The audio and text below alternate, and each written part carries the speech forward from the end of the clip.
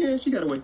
You let her go on purpose. Did not. Yes, you did. And now we're going to have a meeting about it. Titans, we are here today to discuss Cyborg's crush on Jinx. Starfire, if you would. Chapter 4, Article 7 of the official Superhero Charter of Conduct states, no superhero shall take romantic interest in a villain. Like Batman? It does not say that. Anymore. Cyborg? Okay, I'll tell you the truth. Finally. I'm pretending to have a crush on her, to lull her into a false sense of confidence. Have you been eating the bologna again? In fact, I'm going to take her down right now. She's at a coffee shop as we speak. And how do you know that?